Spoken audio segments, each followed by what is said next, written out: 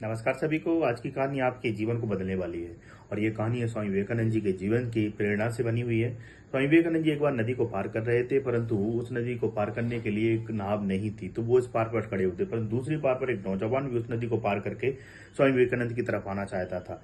तो उसने नदी में छलांग लगाई और छलांग लगाकर वो नदी की तेज धारा को पार करके स्वामी विवेकानंद जी के पास की तरफ आ गया। स्वामी विवेकानंद जी ने उस युवा से पूछा कि आपने इतनी नदी की तेज धारा को पार किया, तैर कर आए, इतनी मेहनत की और जोखिम उठाया, ऐसा क्यों?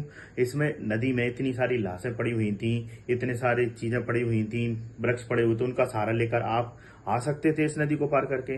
तो उस युवा ने कहा कि जो जिंदा हैं वो नदी की धारा को चीर कर पार करते हैं और जो लाशें हैं, जो मृत है, वो नदी की धारा के साथ बहते हैं। तो बताइए, अगर हम जिंदा हैं तो हमें परिस्थितियां चाहे कैसी भी हों, चुनौतियां कैसी भी हों, चाहे विपरीत समय कैसा ना हो, हमें उनको पार करके, उन चुनौतियों को पार करके यह विश्वास दिलाना है, साबित करना है कि हम जिंदा हैं और हमें सफल होना है। तो कोशिश रहेगी हमारी कामयाबी तक की और ऐसी प्रेरक कहानी आपके सामने लाते रहेंगे।